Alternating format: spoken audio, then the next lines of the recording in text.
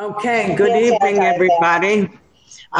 This is our official select board meeting, September 8th, 6 p.m. And tonight we are meeting via Zoom. And so I hope everybody has patience because some of us, me on top, not always that familiar in terms of dealing with Zoom. Anyway, we have Christopher Williams, Road Commissioner here.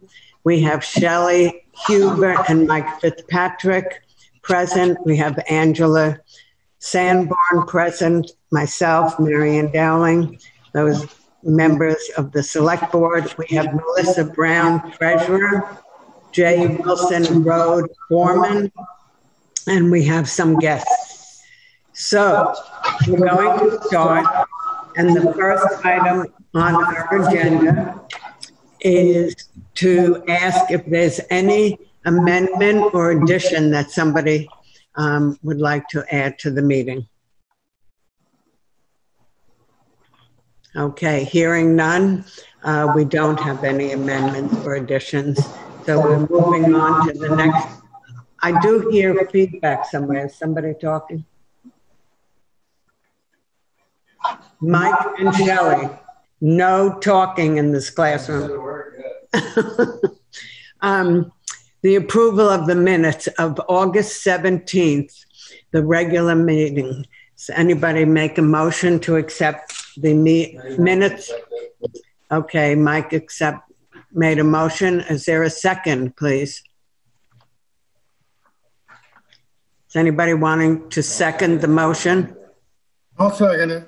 Okay, Chris. Any conversation or discussion about the August 17th meeting? Okay, all those in favor of approving the minutes, please say aye. I abstain. I wasn't there. Aye. Chris, aye? Yeah, I said aye. Oh, okay, and aye. So the ayes have it and the motion passes. The next item is to approve the minutes for August 24th, a special meeting that we had. I make a motion to approve the August 24th second. There a second for that? I'll second it. Okay. Any conversation or remarks about that meeting? Okay, all those in favor of accepting the minutes for August 24th, please say aye. Aye. Aye. Any opposed, say nay. Okay, those pass. I abstain. Okay, thank you, but the ayes do pass. Hi, Aaron. How's Brooklyn? Okay, next on the business is Road Foreman and Road Commissioner's report. Jay, would you like to start, please? Sure. So Daniel's Construction, they're the people that are working on Monroe Bridge, got into worse concrete on the top of the second abutment on Monroe, and they have the bridge jacked up and are replacing the top of the abutment with new concrete. And I attached a photo. I don't know if you guys could see it, but the roadside mowing is almost completed. The Depot Road Culvert easement, I don't have any updates on. It's still in Bob Fisher's hands, I think, at this point. I did file for the permit for the detour on Route 30 with V-Trans.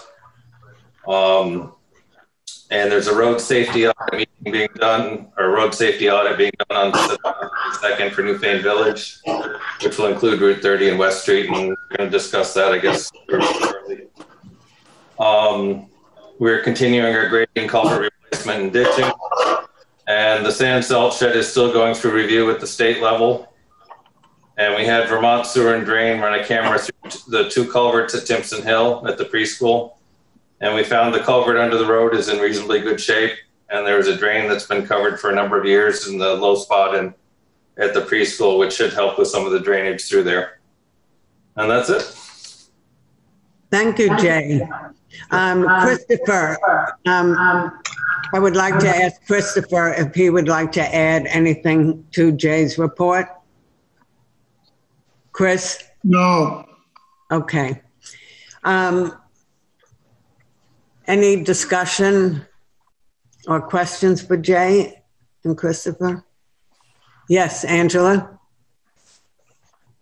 Angela? Yes. Jay, you saw the email from Marion, or from Henriette Mantell. I did forward to Juanetta. Yep. I didn't know if you would get a chance to peruse that at some point. Yeah, we'll go over and take a look. Excellent. Thank you. Sure. Okay. Any other comments? Can we have a motion to accept the road foreman's report? I'll second it. Okay. Any further discussion? Hearing none. All those in favor of accepting the road foreman's report and commissioner's report, please say aye. Aye. Any opposed? Okay, the ayes have it, and thank you very much for your report, Jay. And as always, Christopher and Jay, you're doing a great job, and people are constantly saying that they're very lucky to have all of you in your road. We're having volume problems over here. Juanetta, I can't hear anybody now. I think people are talking, too many people at a time. I have a volume too loud? No, we don't have nothing on here. I can hear yours, but we can't hear nothing here. Juanetta? Okay, moving on to the treasurer's report. Melissa? I have to fix it. All right. I have finished the audit. Everything went great. I've been in touch with the West River Modified School District in regards to the school payment that's due on September 8th.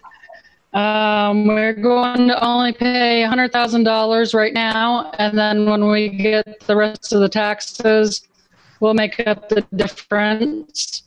This saves us from having to take out a tax anticipation note. The tax bills have been mailed and taxes are coming in already. I have received several calls in regards to taxpayers not being able to pay the first and second installment on time due to the fact that they are so close and due to the fact that some people still have not received their homestead rebates. So I didn't know if the board would consider not applying the interest for the month September, October, and maybe November. You could still apply the interest for the previous years, but the taxes, but not the current year if need be. The property transfers are completed from the town sales. And I've been working on my abatement, so I'm ready for the next abatement hearing. And that's it. Well, thank you. Melissa, do you want us to vote on this right now about not applying interest for the months of September, October, and November? It would be kind of good because I do have interest due coming up. You guys do have the authority to waive that if you wanted until January 1st of next year. Okay. There was a bill that got passed allowing the board to eliminate that interest and penalties and all that. Okay, I see Christopher's raising his hand. Chris? I make the motion to do it. I'll second that.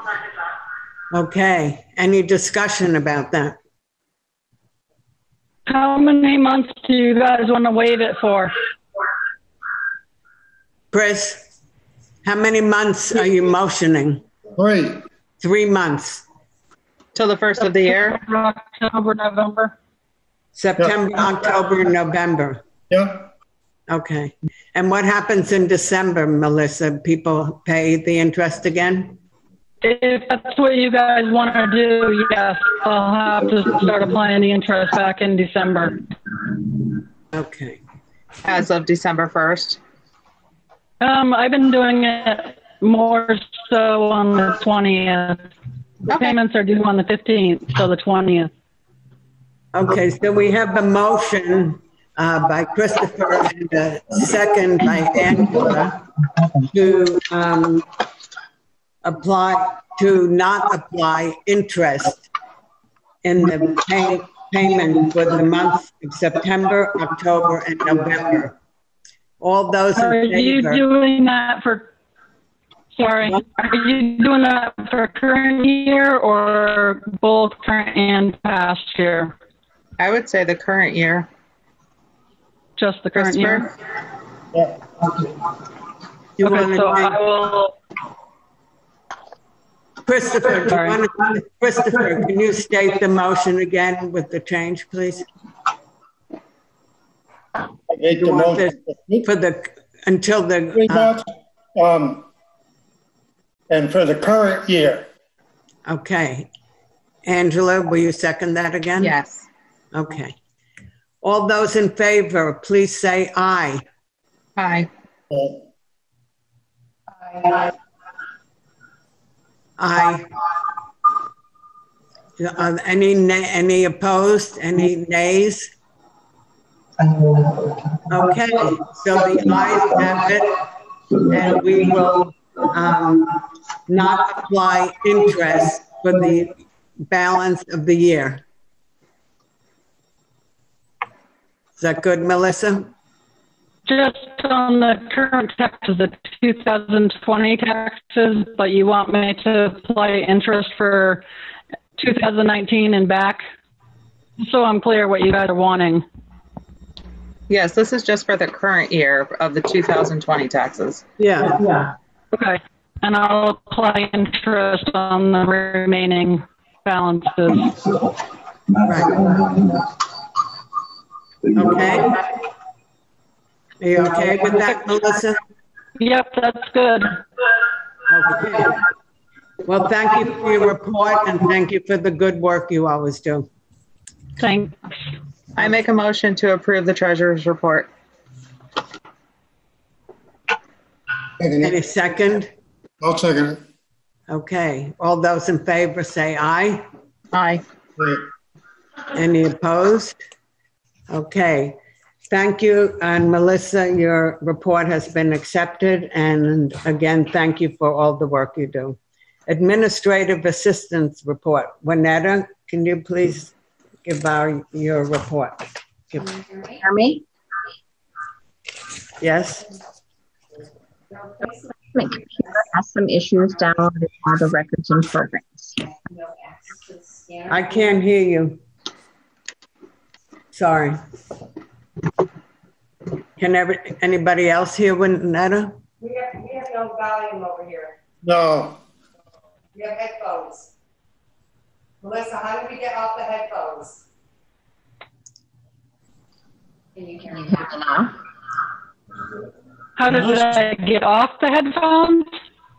So we got volume off your computer. Get off your headphones, they're saying, I've Melissa. unplugged it, but there's still no voice coming through your speakers.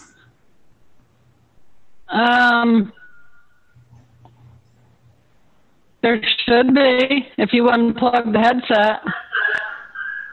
Is there anything else plugged in the back of it? Now, it's a program, and I haven't figured out the program yet. I unplugged it and there's no sound. If you turn up the volume, maybe. I might have the volume turned down on the computer. It's on the bottom right-hand side.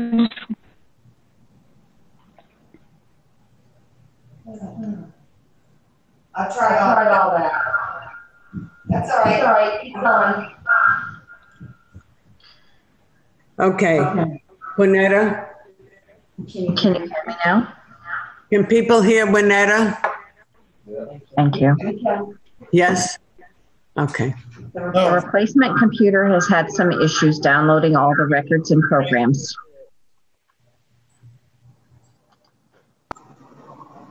I have no access to the scanner folder in the Canon printer in the town clerk's office.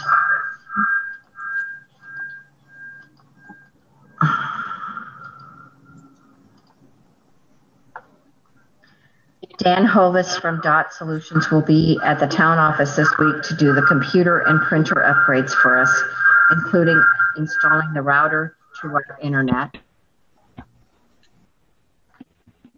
I started scheduling appointments in October for social appropriations to come in and meet with the select board as scheduled members of the public.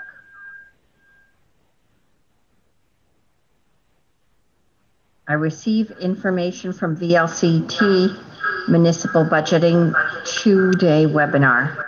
Marion, Melissa, and I will be taking this training on September 12th. I'm sorry, September 16th and 17th from 9 to 12. I have a form from the utility relocation from Trans that needs to be signed so I can send it back to Alan. And it is on the table. There is a legislative issue that needs to come to our attention regarding the cannabis bill that recently passed. I will put it in your mailboxes for the next meeting on September 21st. As to taxation and municipal issues. And that's it.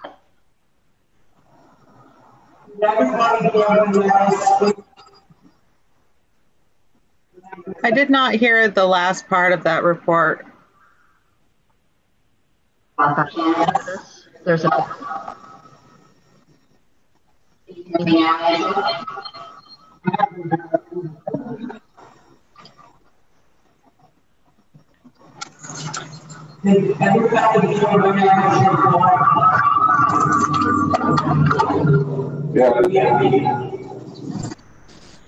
Yeah.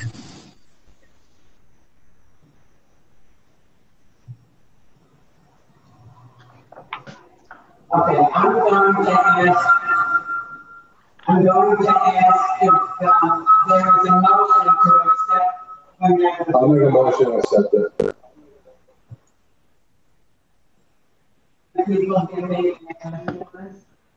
I'll second the report. Any further discussion? Any comments about the report? I'd like to make an addition. All in favor of it? I'm getting terrible feedback for that. Marion, you're muted.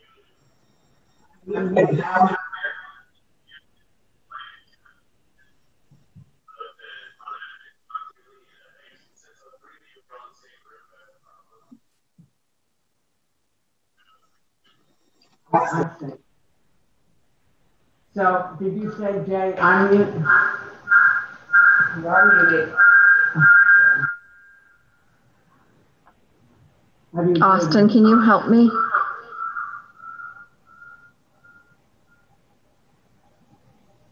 I'm pressing unmute and it's not working, Renetta.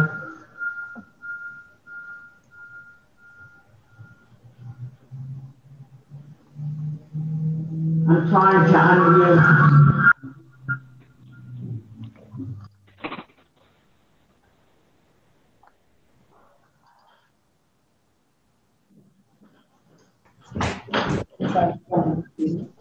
Yeah. No, there was a thing. Can you hear me now? Yes? Yeah. Okay. No echo. So where are we? Okay. All those in favor of accepting the administrative assistance report, please say aye. Aye. Any opposed? The ayes have it, and Bonetta's report is accepted. Thank you very much. The next item on the agenda is to meet with the scheduled members of the public. And the members this evening who are scheduled are members of the Incorporated Village of Newfane. Is Margot here? Yeah. No. Aaron, Are you here for that? Yes. Patty Johnson. I'm here, and Margot sends her apologies. So it's just Aaron and I who are representing. Okay. So I'm hoping that everybody can hear Patty Johnson and Aaron Naparstek speak about the issue that they came to the meeting for. So, Patty, do you want to start, and then Aaron can add in? I think Aaron's going to start, and I'm going to add. Okay, Aaron, yay. Go ahead. Can people hear me? Yes. Okay. Yes. Hi. Yeah, so we are the Village of Newfane Traffic Committee, aka the Speedster Gang, as I believe we're calling ourselves.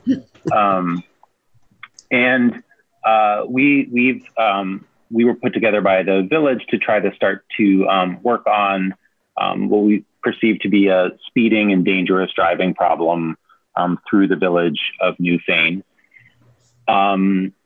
So I'll just tell you a story. I don't want to steal all Patty's thunder, but she ran into the sheriff the other day and was talking to him and said that, you know, we'd put together this committee, and I gather that the sheriff said, yeah, you know, like they've clocked vehicles going over 60 miles per hour through the village, doing like high speed passes through the village, and recognized that this is like a major problem.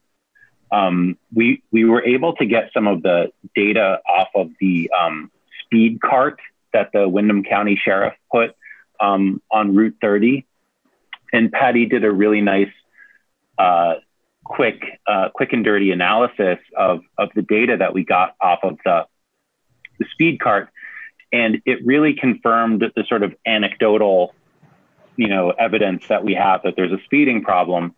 We found that of over 10,000 cars heading south on Route 30 in a 2-week period, 75% of those vehicles were traveling over the 30-mile-an-hour speed limit, and a substantial percentage of them were traveling at really excessive speeds. So the speed cart seems to back up people's general sense that we have a problem. And, you know, our committee feels like the problem is serious. You know, Route 30 is dangerous. I don't know that there have been that many crashes within the village, but there are frequent crashes on Route 30. And the speeding is creating dangerous conditions for residents and visitors of Newfane, as well as drivers passing through Newfane. It diminishes quality of life in the village. And crashes are costly. They're costly for the Windham County Sheriff, for the state, for our local first responders and healthcare system, our own insurance premiums. So this is a real problem that needs to be solved. We've done really one major thing so far, and that is we've written a letter to the select board to try to initiate a process that what was called, Patty, a road audit, a speed audit. Speed audit. Oh, that's happening. Speed audit. Yeah. So we've begun that process, and we're really here tonight to sort of get a conversation started with the select board and try to get a better sense of what actions and resources the town of Newfane itself has to try to address this problem. So that is sort of a question that we have for the town select board that we could either start talking about now or try to table and talk about later. But we thought it would be a good idea for Patty to just sort of first maybe present the letter that she wrote. If you still want to do that, Patty. Sure. I think the letter was forwarded to the select board. Did you receive this, and have you all read it? No. And if not, I can read it now. Okay. Bear with me. So, to the town of Newfane Select Board, September 2020, it has come to our attention that there are many vehicles speeding through the village of Newfane. These vehicles include passenger vehicles to large semi-trailer trucks from Vermont and other states. This is a concern for all the residents of the village as well as the many visitors. There are numerous residences and businesses on both sides of Route 30. Many pedestrians cross Route 30 and West Street / the South Wardsboro Road, in addition to the less busy streets of Cross Street, Church Street, and Court Street. All are worried that there may be another tragedy in the village if the current designated speed limits are not observed. During the month of July 2020, the Windham County Sheriff's Office located their speed cart at the north end of Newfane Village on Route 30, across from 638 Vermont 30 by Kennett & Sons Auto Repair. Between July 27th, 2020 to August 13th, 2020, 10,306 cars passed the cart headed south on Route 30. Of these 10,306 cars, 75% of the traffic was traveling above the 30-mile-an-hour posted speed limit. And I just want to interject that the cart was 1/4 mile after the already posted 30-mile-an-hour sign that's on the road. Of these, 291 vehicles registered speeds from 50 miles an hour to 97 miles per hour. 1,363 vehicles registered speeds between 45 miles an hour to 49. 3,448 vehicles registered speeds between 40 and 45. Again, I reiterate that the miles per hour was posted 1/4 mile before this for the 30 miles an hour. The Newfane Village residents feel that this is unacceptable. These statistics do not even address the vehicles speeding through the village on the other roads, especially West Street / the South Wardsboro Road. There are many pedestrians, cyclists, children playing along those roads, as well as walking on the sidewalks provided. There are many businesses located in Newfane Village, including the bank, building supply store, business offices, church, general and gift stores, public library, restaurants, inns, schools, Newfane town offices, Union Hall, Windham County Courthouse, Windham County Historical Museums, Windham County Sheriff's Office, and a yoga studio, in addition to the approximately 50 residences. The village of Newfane looks to the town of Newfane to work with the village to slow the traffic down in this congested area before we have another fatality crossing one of these roads. School buses drop students along Vermont Route 30 in Newfane Village to walk home on the sidewalks provided. However, during the winter months, when the snow is plowed along Route 30, the sidewalks are no longer visible or usable. The students have to walk in the highway itself if the vehicles are traveling at the 30-mile-an-hour speed limit. This is much safer than having 75% of the vehicles traveling above the 30-mile-per-hour posted limit. The Newfane Village Speed Safety Committee would like to see suggestions from the town of Newfane of how to address these concerns. They might include any or some of the following: pedestrian crosswalks with State Highway Vermont 30 with flashing light and yield signs, entrance and exit flashing solar generated 30 mile per hour signs, similar to the sign on the West Wardsboro Road before entering Newfane Village. There's one when you're coming down the Wardsboro Road on the north end of the village. More 30-mile-per-hour signs within the village itself, a no passing sign on Vermont 30 while traveling through the village. There's been a concern from, it wasn't in the letter, but from some residents who are going to pull out of their driveway and all of a sudden there are 4 headlights coming at them. Somebody is driving the speed limit or above and somebody else is passing them on the other side. And any other suggestions the town of Newfane may have. As there are more pedestrians walking through the village every day, especially during these COVID times of working and being educated from home, it is even more urgent to address these concerns as soon as possible. Please let us know how we can make changes to slow the traffic down before we have any accident of any kind. And I can forward this letter to you so you have it on file. Yes, please do that, Patty. And I see that Chris raised his hand. So would you like to address them, please, Chris? I can't hear Chris. He's muted. Chris is muted.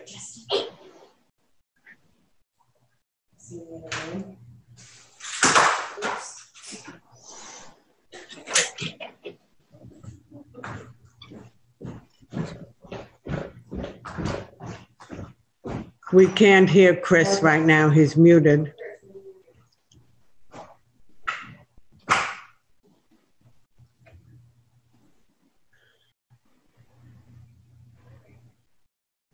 You hear me? Now, yes. On Route 30, you can't put, they talked about putting crosswalks in before, and V-Trans says no. On West Street, stuff can be done. That is a town road, not a state road. But the only thing that's going to control this traffic is law enforcement. That's the only thing that will do anything to slow them down. Stiff fines, and they'll lose their license if they do it several times. That's the only way you're going to do it.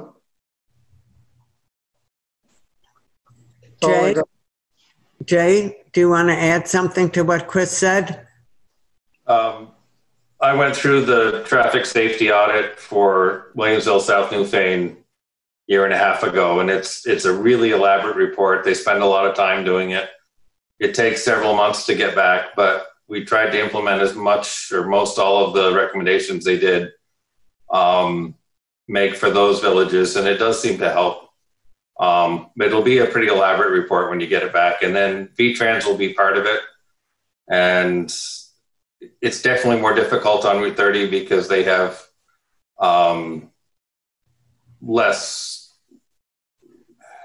it's harder for them to do things than it is for us on a town road. But they'll be a part of it, and we'll see what they come up with.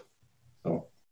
Jay, if you don't mind, sorry, I don't know if I'm out of order, but Jay, could you just elaborate a little bit on what specific solutions they offered that seemed most effective? We did paint the speed limits onto the road as well as new signage. So if people miss the signs, it's painted 6 feet tall on the pavement.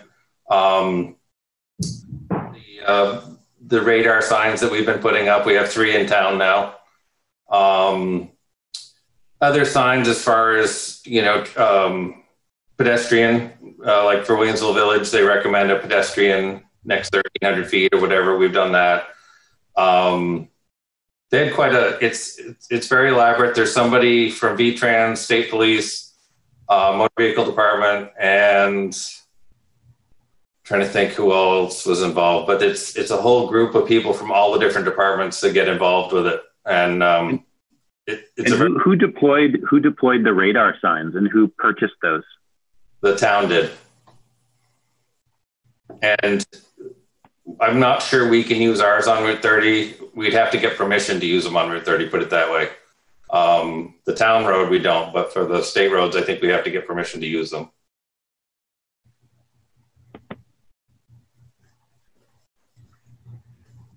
Chris. One more thing on speed limit signs. Somebody said we need more. You can only put them so far apart, I believe. Am I right, Jay? Yes, they'll in their report, they'll recommend if there's any more signs needed to make sure they're updated to the new size. That was our problem before, they've changed their recommended size. So we had to update a lot of signs that were a smaller size than what we previously had. So that's all will be looked at. And then, they'll talk with V-Trans about possible pedestrian crossings if that'll ever happen. So it'll be quite a report. It's nothing that's going to happen quickly, but it does seem to be pretty effective. So.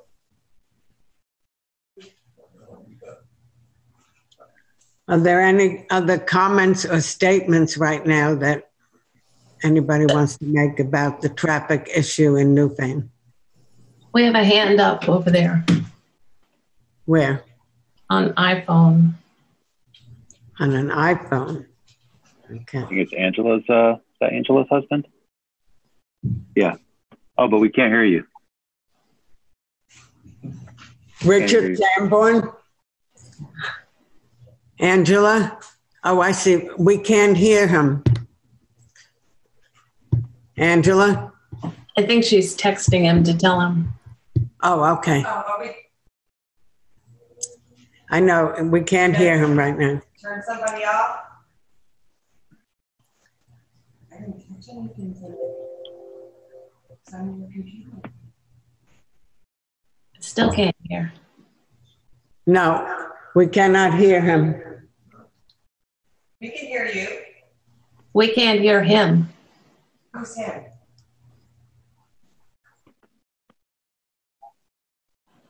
I already did. Who's him? Winetta said that she unmuted Richard. Richard. He's muted on my, I did a little, oh, there you go. He's not muted now. Rich? I told him I'm not sure what's going on. Angela? Yes, I told him. Okay, why don't you have him come and speak where you are? He might. So in the interim, I just have one question. Is there a way that the town of Newfane could hire the Windham County Sheriff's Office to put their speed cart at either end of the village? So that seemed very effective. I could stand on my porch, and as soon as people saw that flashing sign of how fast they were going, the cars automatically slowed down. It wasn't 100%, and I'm not saying that people didn't accelerate once they passed that, but it made a difference. For those 2 weeks, I could talk or be on the phone on my porch.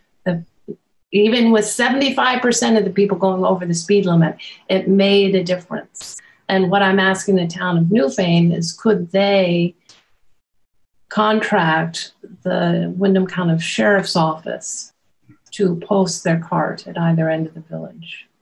Jay, can you answer that? We'd have to check and see what I think you have, what, $2,000 left for law enforcement in your budget. We'd have to see what they have available, or I can talk to them and just see what their cost would be. Great. Okay. Would there be anything stopping a citizen from posting a sign or even a speed cart on their own property? I'm sure there is some reason you can't, but I don't know. You'd have to call VTrans. Well, lots of villages are having signs on their private saying, slow down, keep crossing here, drive like your animals lived here, drive like you lived here, drive like your kids lived here. I mean, I think there's some out of state, mostly, who are foot to the floor going 50 all the way up, whether it's Townsend, Jamaica, Newfane, any of these villages. And I think a lot of people don't realize, and I think it has made a difference. I know there are many villages that have these handmade signs on private lands. Well, I drive down the South Wardsboro Road often during the week. And when I come towards the village, there's that speed sign, and I immediately slow down because I'm somebody who never wants to get a ticket. So I behave.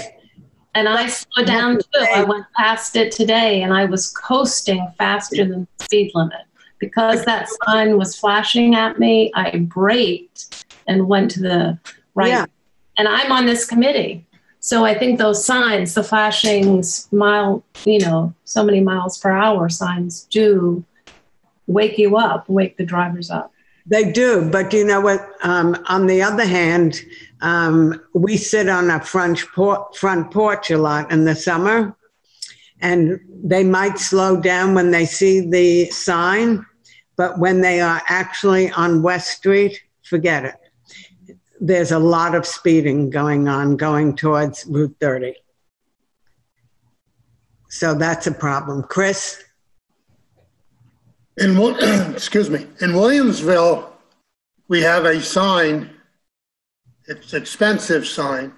It logs every vehicle that goes through, time of day they're going through, the speed they're going, and Jay in his office gets a printout of it. And it tells everything. It doesn't tell who they are, though, but it tells. Yeah. It gives how many vehicles. Jay could tell you better than I can. I've seen it and I've read it, but I forgot. How many Chris, vehicles? is that logging license plates too? It's not taking photos, is it? No, you can't. Vermont doesn't allow that. Yeah. What it does, it gives you a count by hour, by day, however you want to do it, of all the vehicles going in that lane. And you know how many are going the posted speed, how many are going, you know, it's in 5 mile an hour increments. And I did find with that sign that the worst speeders were later at night when there's not much traffic. There was some of those, but as a general rule, having that sign there has made quite a difference. So. I'm sorry, I feel like I'm interrupting Mike's group there, but have you guys used the data from that speed sign to sort of help the Windham County Sheriff deploy its traffic enforcement resources? Because then you clearly know when the worst times are for speeding. It seems like a really valuable piece of information for the traffic enforcement folks.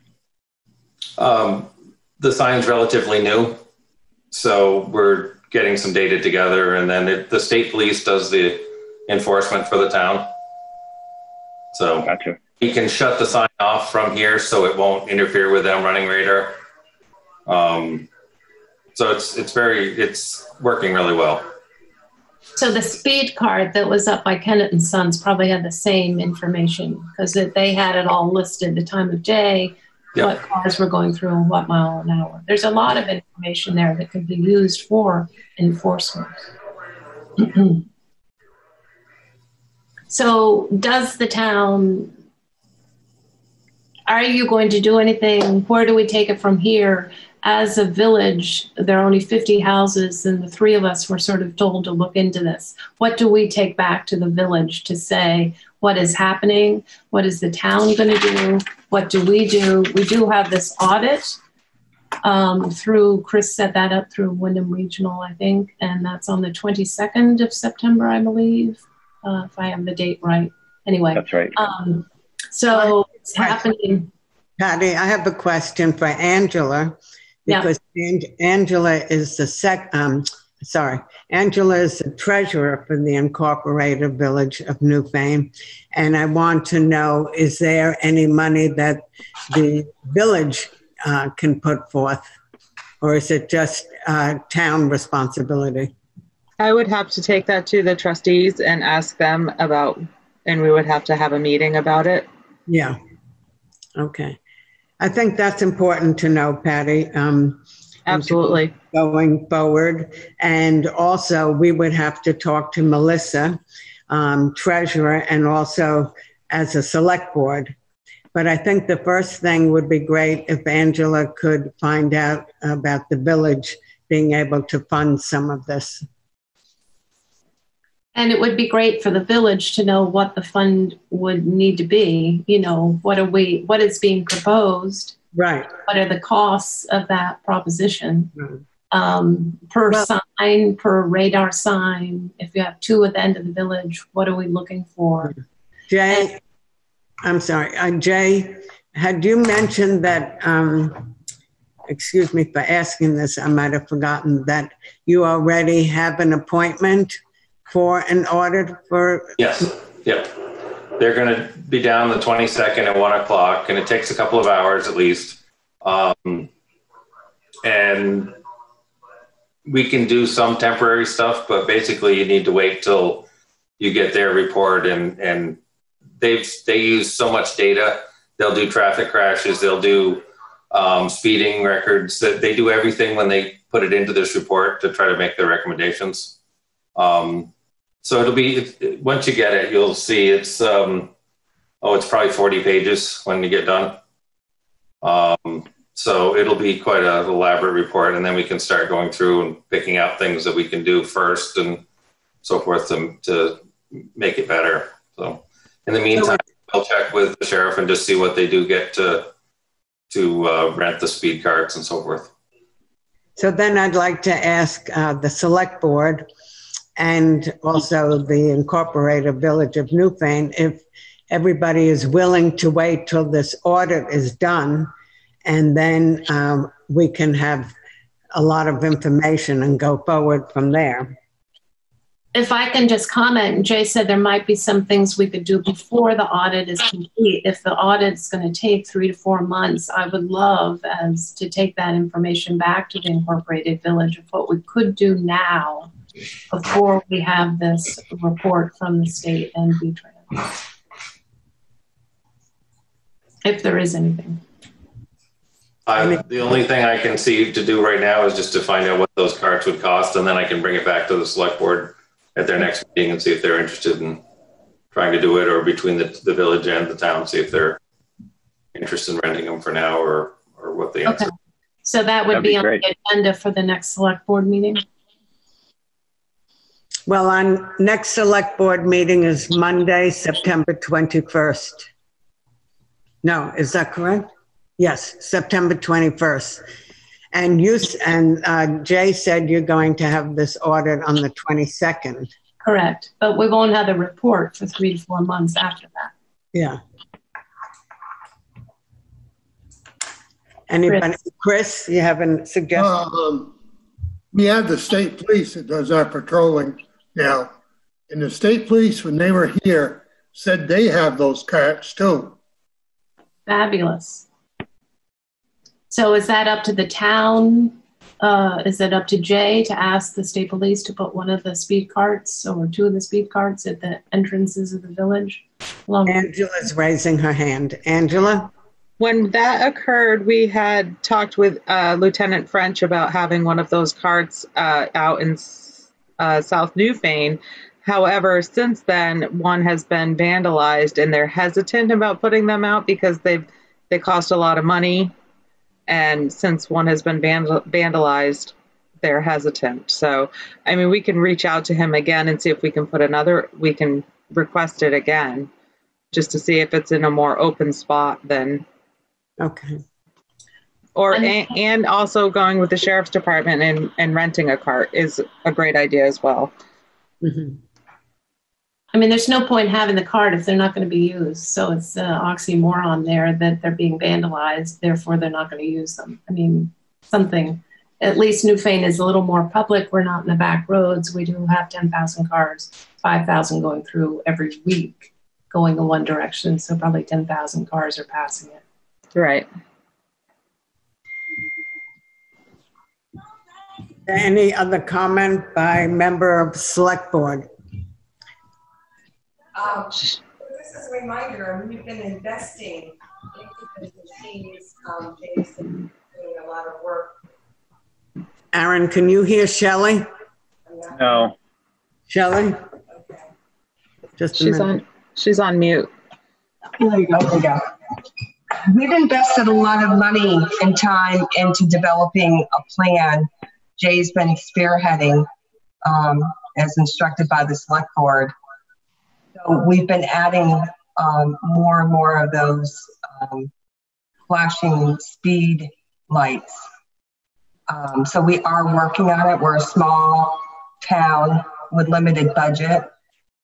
And I think, Patty, are you in the village of Williamsville? This committee is from the Incorporated Village of Newfane. It's the 50 houses that are around the courthouse, basically all the white houses you can see.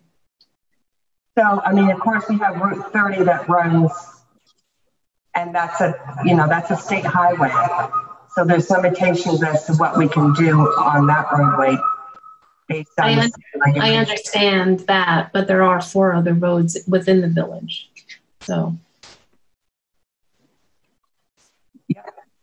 And we've been putting up the blinking speeding signs.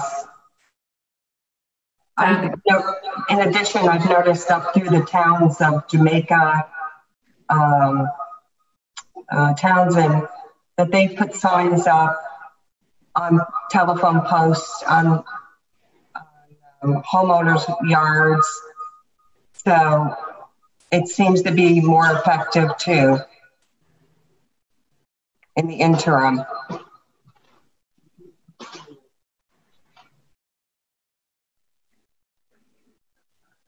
So I guess this incorporated village committee will go back to the village trustees and tell them what we are waiting for is, number one, a price of carts. Jay's going to look into that and have that for the next, on the 21st. And on the 22nd of September, we will be at that meeting, the safety meeting with the town of Newfane and the other people on that agenda. And at that point, but I will send this via email. Who do I post the letter to so that you have that in your records on file that we had this meeting? You can post this. You can post it to Winetta Powling at the town office. Okay. And Patty, if you can make sure I get a copy too, that'd be awesome. Yep. Great, thank you. Marion, want one? What's that? You want one? Anyway, I mean, it's for everybody. It's just to voice our concerns. Patty, you just address it to the select board, and Winetta will get the letter, and then she will make copies for the members of the select board. Perfect. Perfect. Thank you. Thank you for hearing us, and hopefully we can move forward before there is another fatality in the village. Thank you. Well, I thank Patty and Aaron for the work that you've been doing together. It's just been a few weeks since you formulated your meeting. Please pass this on to Margot, and we really hope that we can help the village get a handle on the speeding issue. So thanks a lot for your work. Thank you very much. Thanks again. Thank you.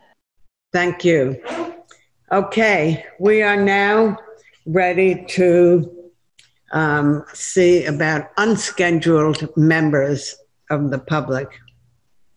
Is there anybody here who is an unscheduled member? Geraldine? Julian? Hi, yes, I'm Gerald Julian Cisse from South Newfane, and I'm concerned, following up on the traffic issue here, I'm concerned about where Williamsville Road meets the Route 30, and all the barrels are posted on the right-hand side heading north. And where that left-hand turn is so dangerous, because it used to be, at least there was room on the right-hand side for a car to pass around you. But it is very dangerous there a number of times. I know myself, I was very lucky I could turn very quickly before traffic coming, because people coming up behind are traveling too fast. And there's no room to move around. They should stop, but I'm just very concerned about the Are you talking? Are you, Geraldine? Are you talking about the area where the swimming hole is?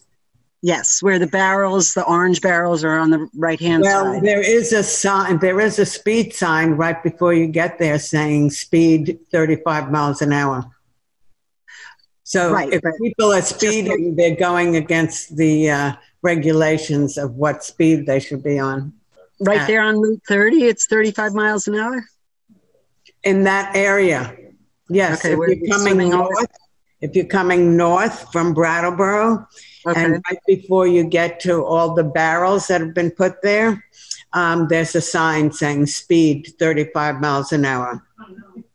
But as Patty just demonstrated, and Aaron with their information, and Jay as well, they're not obeying the speed limit, and it's a dangerous. So I guess I'm just wondering, is there a possibility just to that, maybe where the first few barrels are, could they be set back 20 feet just for a space wide enough so a car could go around someone that's stopped turning left, because it's very dangerous there. And I know other people have talked about almost getting hit. Other people have said they're not even turning there anymore. If they see traffic on the road, they're going up to Grimes Hill to turn left.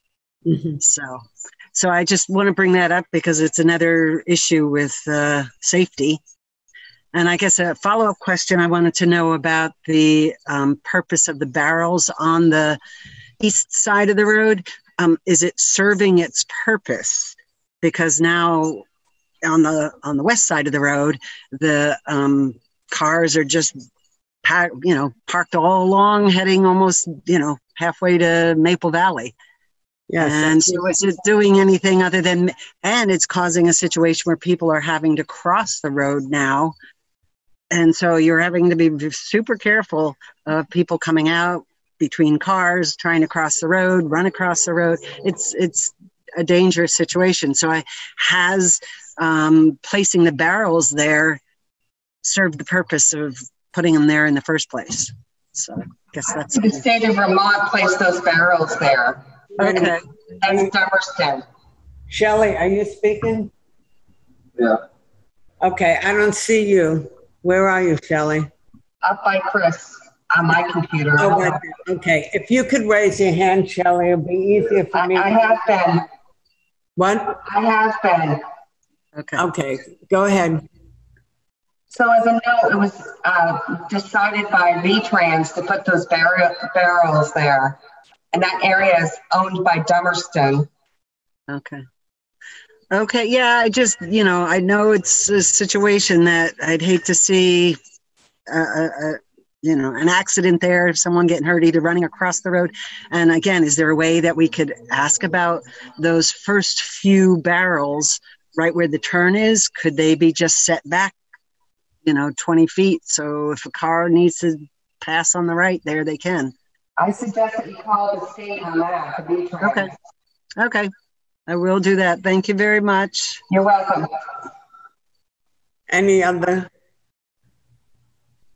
comments about that? Okay. We're going to move then to old business and then new business.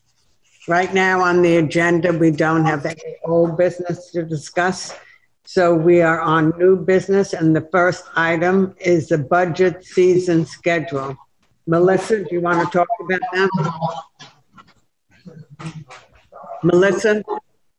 Well, I'm not sure what I'm supposed to be talking about here. We're up to budget season schedule. I have no idea what that means.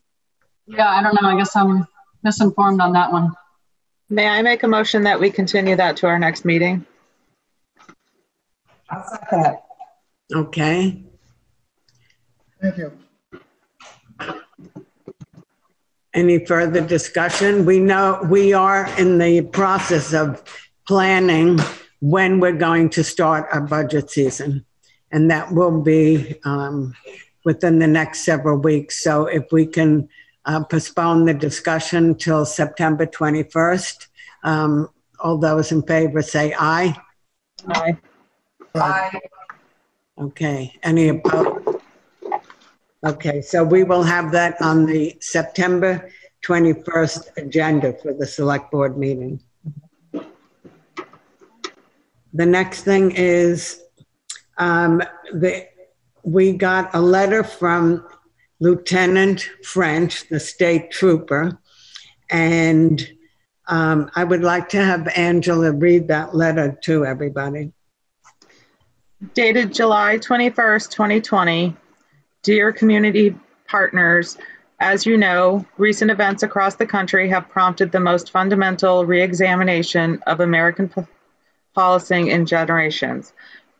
The newest phase of the long-running national conversation that began after George Floyd's murder in Minneapolis has grown rapidly to encompass all aspects of policing, its implication in systemic racism, and how law enforcement can and should evolve to meet these modern challenges. We write today to invite you to participate in shaping our approach to policing across Vermont and in your community. As law enforcement changes, it is of fundamental importance that we make changes that reflect the desires and goals of the people we serve. We want to hear directly from you and the people you represent about your priorities, your concerns, and how we can ensure that policing in your towns keeps Vermont a safe, just, and welcoming place for everyone. Your input will have a direct impact on the policing in your community. The Vermont State Police has been a leader in this regard for years and is committed to remaining at the forefront of reforms that are necessary to ensure that all people in our communities are treated fairly, equally, and with dignity and respect. You can learn more about our ongoing efforts at the webpage for Vermont State Police's Office of Fair and Impartial Policing and Community Affairs. And it's https://vsp.vermont.gov/community affairs, which is believed to be the only office of its kind at any state police agency in the country. To this end, state police commanders are connecting with municipal leaders and community organizations throughout Vermont to begin, and in some cases to continue, a discussion about how police services can and should evolve to meet the demands of the 21st century policing. Across Vermont, there are 200 towns where the Vermont State Police is the primary law enforcement agency. Even beyond that, our troopers are community members too. They are your neighbors. You see them at the grocery store, the bank, at restaurants, and when dropping off their children at school. Troopers coach Little League and volunteer at community organizations. As community members, troopers share the same investment in ensuring that public safety is assured with fairness and equity. We want to move forward in partnership with you. Please respond with a written response to Lieutenant Anthony French and his email, anthony.french@vermont.gov, at your earliest convenience. If necessary, we can schedule a meeting at a later date. Very respectfully, Lieutenant Anthony French. Well, I would like to say that I feel very confident about the participation of Lieutenant French with our Newfane Select Board. It seems that it's going to be a very positive experience working with him, and he sounds very committed to being at our service. And so we will be responding to him. Winetta will be writing a thank you letter to Lieutenant French, and we hope that we now are creating a good relationship with him where we can communicate about various issues of our town. So we do have some things that are coming up through correspondence, which I am sure is going to generate some conversation about one item that's very important about the town of Newfane, and we will be discussing it shortly. So I think that it's great that Lieutenant French wrote that letter, and we have things we're going to discuss tonight that would be very useful for him to respond to when he has the time. Thank you, Angela, for reading his letter. So we are going to deal with various letters of correspondence tonight, and I'm going to be reading them. The first few have different subjects, and then the others have subjects where I think that we have guests who want to participate. So the first letter I'm reading is from Carol Nolet Rondeau. And the letter begins, to the Board of Selectmen, Town of Newfane. My name is Carol Rondeau. My husband and I live at 443 Dover Road South, Newfane, Vermont. We moved here in August 2018, hoping for a more peaceful country life. For the most part, this has been the case, with the exception of the town property diagonally across from ours, where gravel and stone are stored and harvested from the river. Many people visit this pit almost daily, and they are mostly quiet, looking to take their dogs out or to make a phone call. But then there are those who are looking for a place to practice their shooting. This occurs mostly on the weekend and mostly during the upcoming hunting season. Many of these people have New York, New Jersey, or Connecticut license plates, though Vermonters also come here. My husband and I find this very intrusive. It is loud, occurring unexpectedly, which is startling, and I don't feel safe walking around in my backyard while this is going on. In checking with the Fish and Game Department, I learned there are target ranges in various locations in this and other regions, and this is not one of them. We ask that you post this land as a safety zone with no shooting allowed. It would go a long way in providing us peace of mind as well as peace and quiet. Thank you for your consideration. Carol Nolet Rondo. And that was sent on September 2nd, 2020.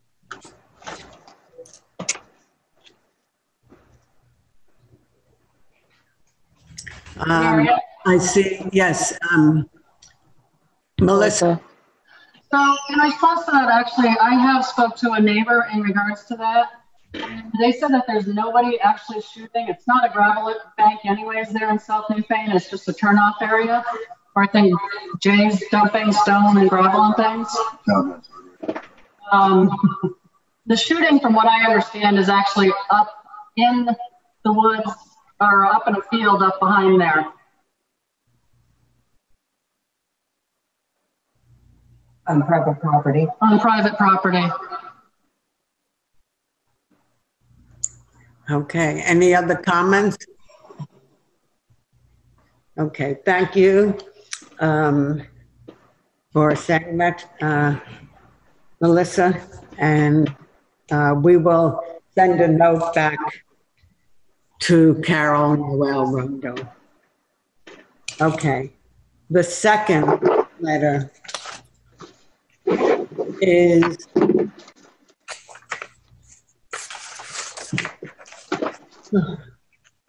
this is a letter from Christine A. White in Newfane, Vermont, September 3rd.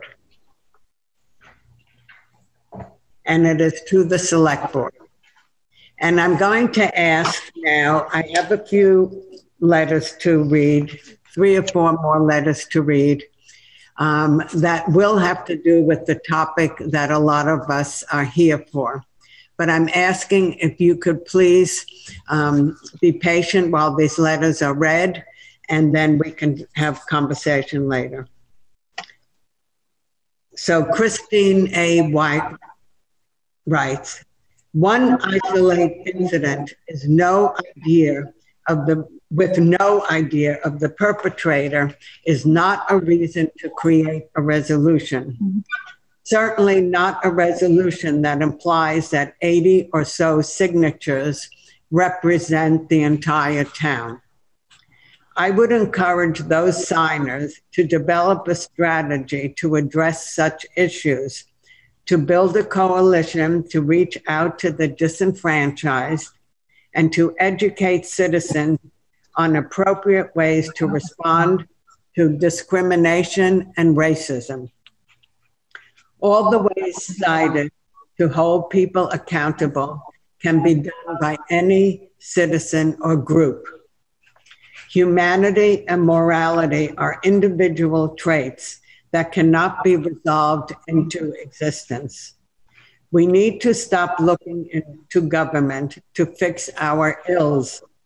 If all the laws currently in the books haven't done it, i.e. Vermont Act 147, another resolution won't either. I encourage the board not to set a precedent by taking this action. Sincerely, Christine White.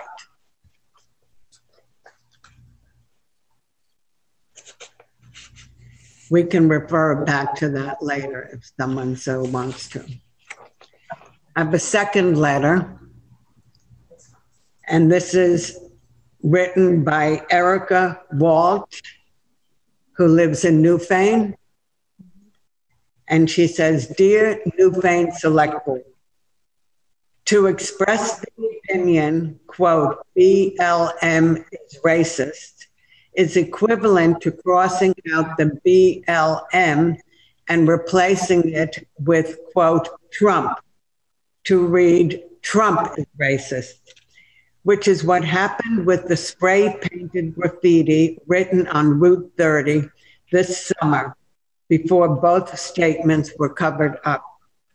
Neither of these statements contained a threat. They are both political opinions and are constitutionally protected free speech. Sometimes free speech hurts people's feelings. Sometimes people hear or read a statement that they disagree with. That doesn't mean that the other party is not free to make the statement. It is not the government's job to protect citizens' feelings, but it is the government's job to protect citizens' free speech, along with all the other rights we have in the state and the United States Constitution. I urge the Select Board not to adopt a statement that makes government responsible for addressing hurt feelings or attempt to curtail the constitutional rights of the town's citizens. Sincerely, Erica Walsh, Newfane.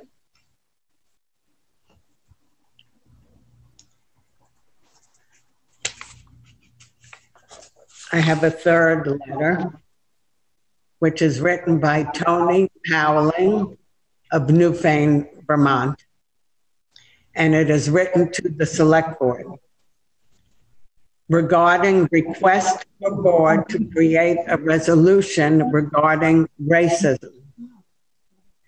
I believe you will head down a slippery slope if you start making resolutions regarding something you cannot control and over which you have no ability to apply consequences. By pledging to hold perpetrators accountable, you would be stepping outside of your defined duties. While the sentiments of the resolution are admirable, it should fall on the citizens to effect change. Excuse me. There are ample laws on the book regarding social injustices, discrimination, hate speech, policing practices, and more. A knee-jerk reaction to an isolated incident is not good policy. Sincerely, Tony Howland, Newfane, Vermont.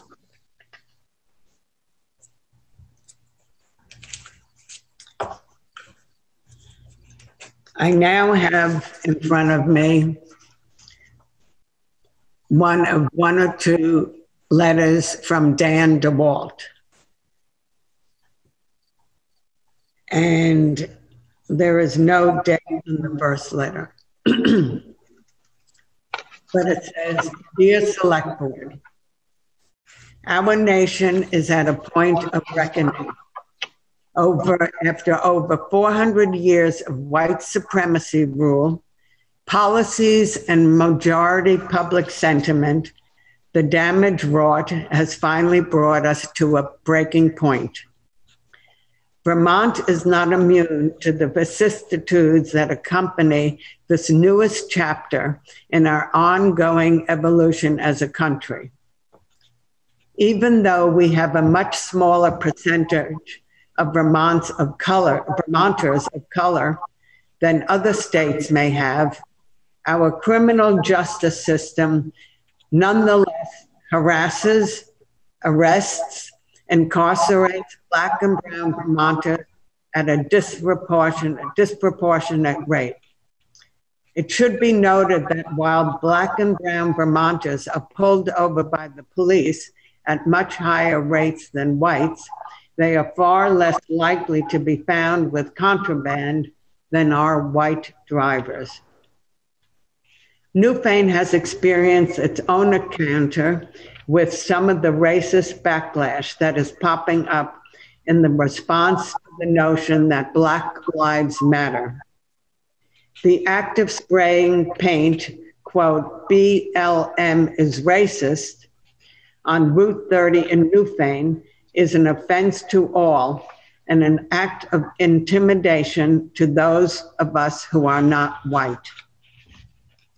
While it is difficult to know just what a small town select board can do to combat racist actions in town, it is incumbent upon us to ponder this and respond as a town in a way that makes it clear that all Newfane residents deserve equal protection and support from our townspeople.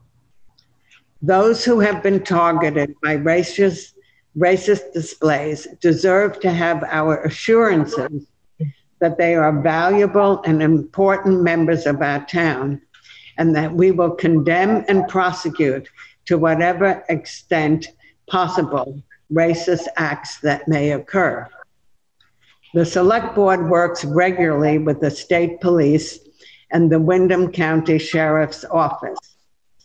The board can ask these agencies to give full attention to this latest racist incident, especially as it is most likely connected to the same display of racism that occurred on the same day in other Windham County towns. Police agencies have full plates.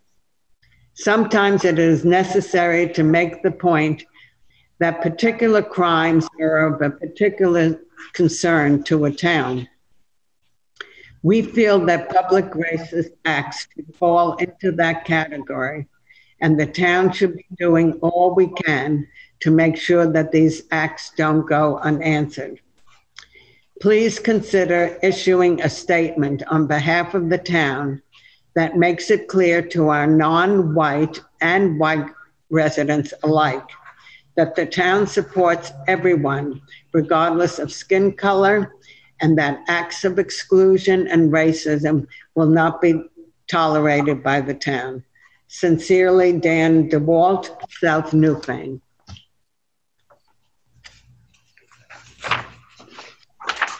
There is another letter that Dan has asked me to read, and it is a long one. I'm wondering if we should first have some commentary about his first letter. And at this point, I would like to ask Mike Patrick to step forward. And Mike, where is Dan? Dan, can you raise your hand? I see him. Dan is under the title name of Mamadou Sissi. Is that correct pronunciation, Dan? I'll just call him Dan. Okay. No, I was just wondering, I know you pretty much explained a lot in the letter. And, can you hear me? I said as a board of selectmen, you said it too. Wait a minute, wait, Mike. Some people are raising their hands saying they can't hear. Can you hear me? You know what? There's feedback. One person you got to mute. Someone has to mute. Okay. Wait, I'm going to have Mike sit in my chair. Hold on. Maybe I turned off. You see the what? Mute your computer. Okay, how do I do that? Juanetta, how do I?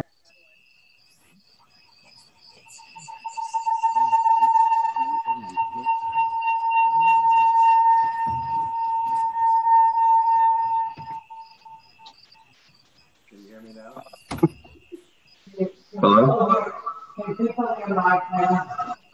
Anybody can you hear me or not? Can you hear me, Dan? I have to crawl over the desk to get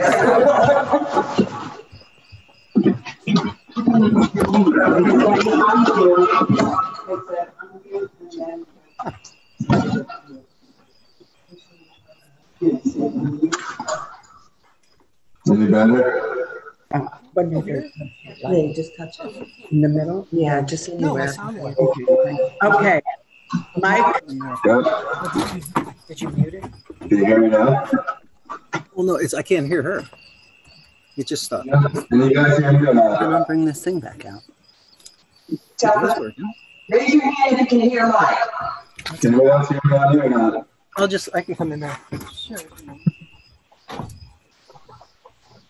Marion, could you try muting yourself when Mike is speaking? I did, and it came back.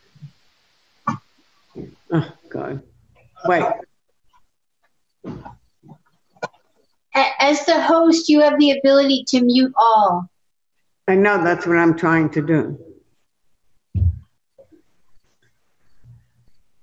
Technology is nice, huh? You don't have a mouse on here. Mute.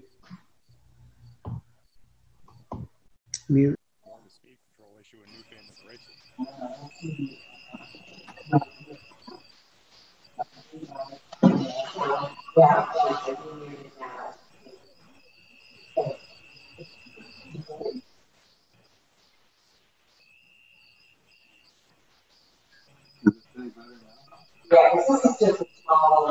Nothing yet? No, this is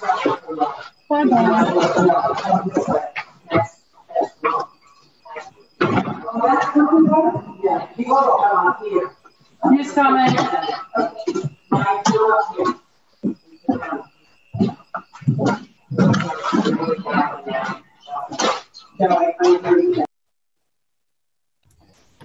That's weird. This is working. That's got replay. Okay. Have a seat. Huh? Oh yeah, actually, I can still sit there. Yeah, and I can listen to the thing. Never works again. Can anybody hear me now?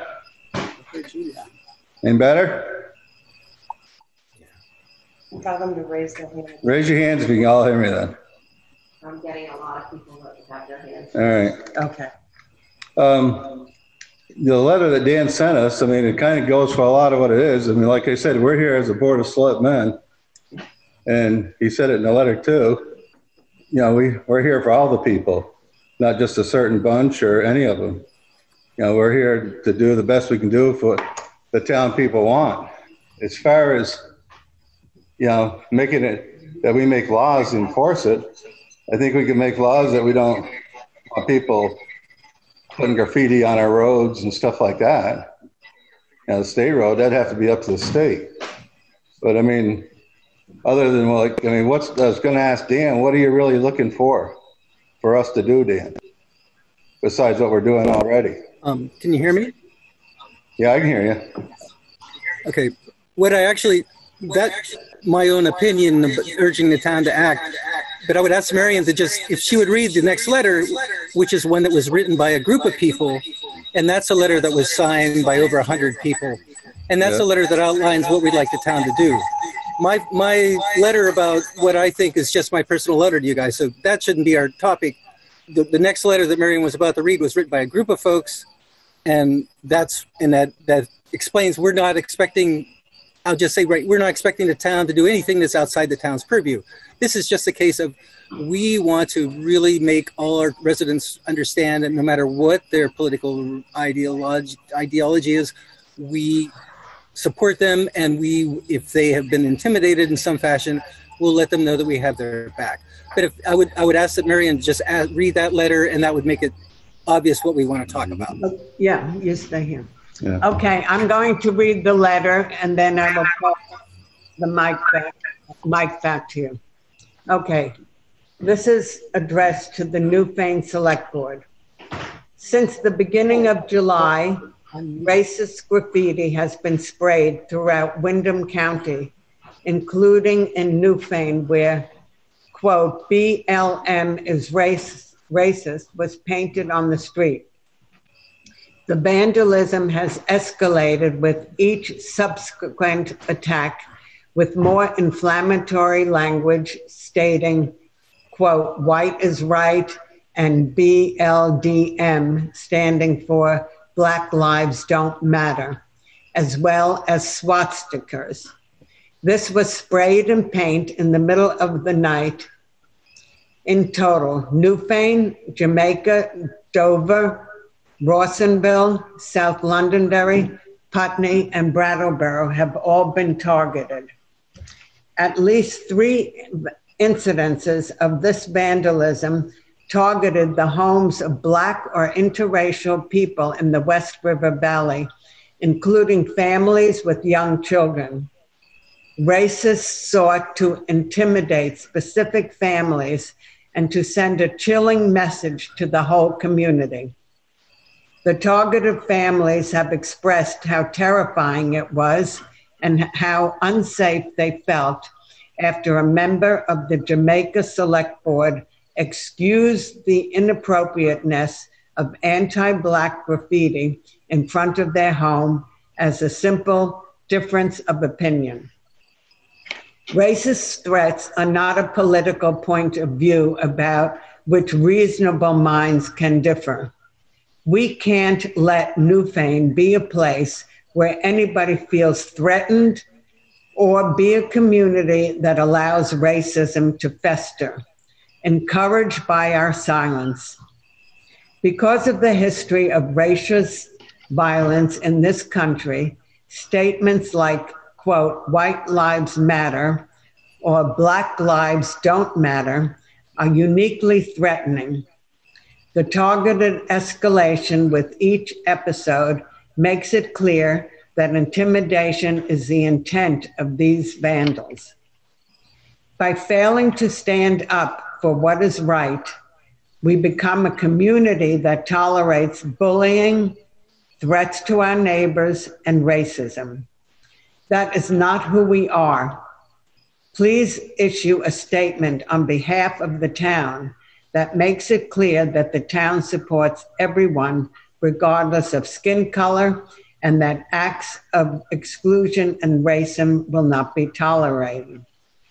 Please consider adopting the following statement. The town of Newfane abhors the public display of anti-town attitudes, as recently exemplified by the racist graffiti on the road in the heart of the village on July 22nd.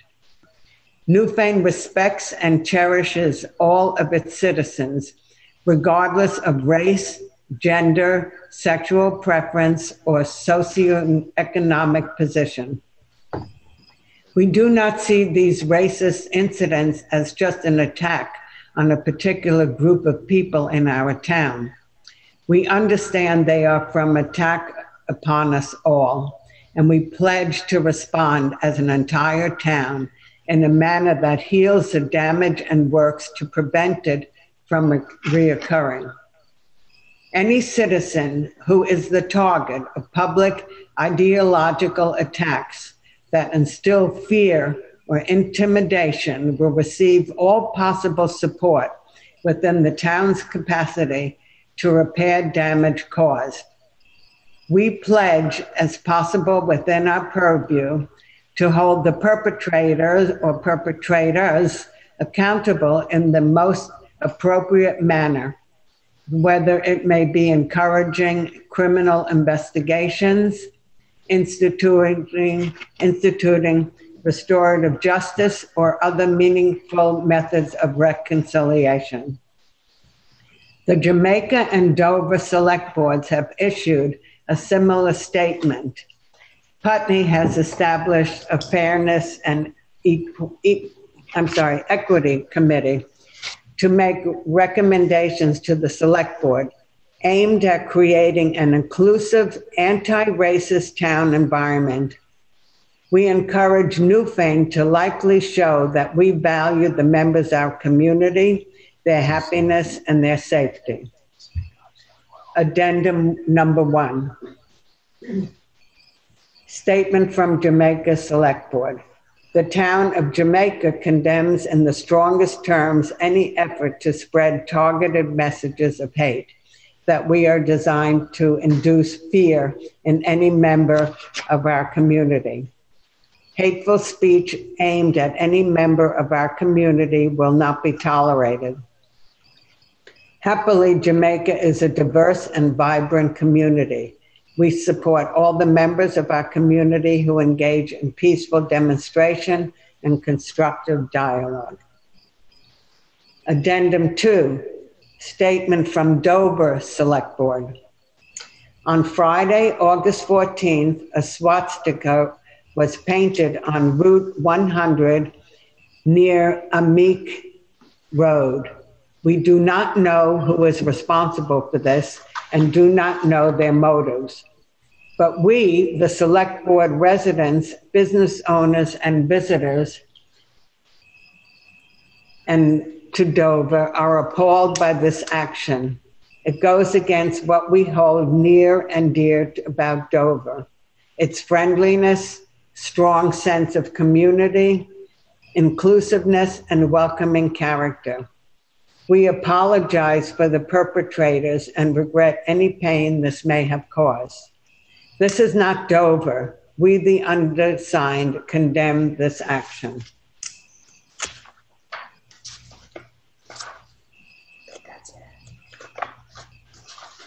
The Jamaica and Dover Select Boards have issued a similar statement. Putney has established a fairness and, wait a minute. Oh, I did this. I think that was it. Okay, that was it. Sorry, there was another attachment. So that is what Dan DeWalt wrote and wanted us to read. And now I'm handing this back for Mike to continue your questions, please. Can you hear me now? Dan still there or not? Yeah. So I guess, I mean, you've asked the questions and it's pretty much what we agree with, but I mean, like I said, we're here for all the people in town. We work for the people in town. And as far as us putting it into laws and stuff like that, what goes on, I think we could probably put something, if anybody was vandalizing any town property, you know, writing graffiti on the roads or, you know, any of the side of our buildings and stuff like that, we would take action. But as far as private property, I mean, the state police come right out and said they're willing to work too, and they have a group that's trying to make this all go too. So I would think, you know, that would cover a lot of your issues that they brought up. I mean, as far as us, none of us are condone violence or anything like that. But I mean, some stuff, you know, you have to do on your own too, as private citizens. I mean, if we had to police the whole place, I mean, that's what we're not here for. We're here to run the town.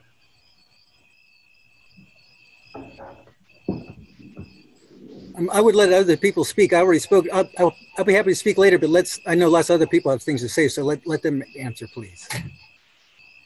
I'd like to say something. Okay, I have a request. Since there are several people who would like to speak, I would just ask that if somebody has said something that you might have wanted to say, if it's just repeating things, I would prefer just to move on to new ideas or thoughts, and that'll be great. So Ken, are you the person who's up next? Sure. If I'm identified as such, I'll go ahead. Go ahead. Briefly. Is there a way that we can keep queue since there are several hands up? And I just want to make sure that everyone has an order, that we have an order in a way that we put our hands up. Yeah, could we put our names in the chat if we'd like to say something, and then Marion could call on us that way?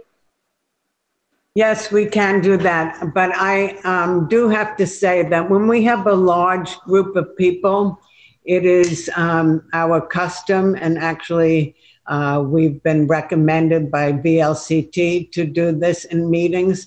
When there's a large group of people, we do have to limit the time for each person. So, I mean, what's Scotty like? I mean, you got a problem with the school? Mm-hmm. Okay. I mean, one of the people I was looking, I see Scott's on here tonight too, from the grade school as principal.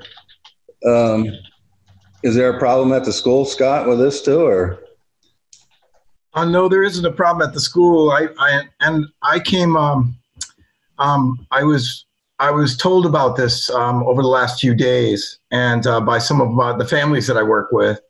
And I prepared a statement, if you'd like to hear it, regarding how this impacts me and my work. I do want to remind you folks that I'm a paid public official, and I live in the town of Dummerston, and so my personal opinions and political opinions don't have anything to do with my work or this meeting.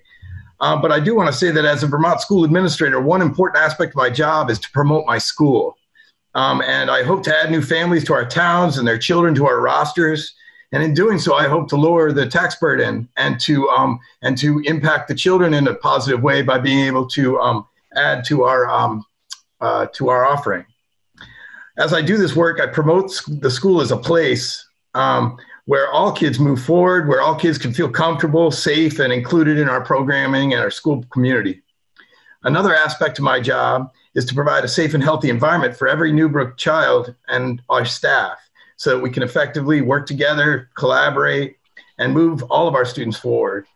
I'm obliged by law to provide an inclusive environment in which every student can thrive, and that is an obligation of mine. So I believe that by making a public statement condemning hateful and racist attacks in our community, the Newfane Select Board would be supporting the school in our work towards equity, safety, and inclusion. I do understand that this is a really difficult, a difficult spot to be in for the Select Board.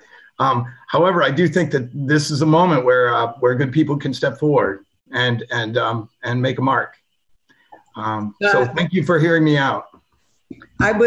Scott, I would request that you please email your letter to the Select Board in care of Winetta, and so we can have it on file and refer back to it. It's absolutely important. Absolutely, and I regret that this is my first time coming to a Select Board meeting. Thank you, folks, very much. Thanks, Scott. Well, thank you very much. Okay, Winetta has created the first part of a list, and I would ask people for 2 to 3 minutes maximum now, so we can have several people respond. So Ken Esty is the next person. Okay, thank you. To Mike's point, we're not talking about a law or even an ordinance right now. We're looking for the Select Board to make a public statement with particular emphasis to the fact that, or we want it to be the fact that Newfane, respects and cherishes all people, regardless of who they are or how they identify or how they're perceived. And I think such a statement would be so positive and so heard across the state, if not beyond the state, that it would really be an extraordinary tribute to the character and the people of Newfane if such a statement could be issued and supported by the Select Board. And I think if the Select Board were not to do such a thing like this, that kind of silence, unfortunately, would be deafening and would be a true detriment, really, to all of us here at Newfane. But to look at this positively, I would like to be a resident in a town that affirmatively and positively puts forward respect and cherishing everyone here as a positive good. I think, that's a beautiful statement and something that it seems impossible to imagine that we couldn't all agree to. And so therefore I would, just from the heart, from the bottom of my heart, would ask the Select Board to affirm such a statement of love and care and, looking out for the common good of everyone here in this town. I think that would be tremendous. And I would be so very eager and happy if the Select Board could do this. Okay, thank you, Ken. And I appreciate the fact that you spoke in the time requested, and we appreciate your thoughts. and we have noted what your request is. I would like now to call on Rob Hamm, who actually is the pastor of the church around the corner, and I'm very happy that you were able to join us here tonight, Rob. Mary, thank you. As you know, I'm not a resident of Newfane, but I am very much in love with the community, and time and again am struck by its inclusiveness and its readiness to care for all people.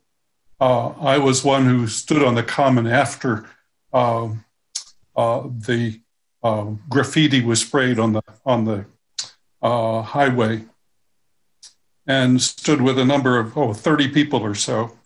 It seems to me that what Dan DeWalt and the signatories are asking is for the select board and the leaders of the town to reflect a high moral ground that affirms all people, and that particularly when things can be so threatening for people of color, to have something said that affirms their place as a people, creations of God, beloved of God, whoever they are.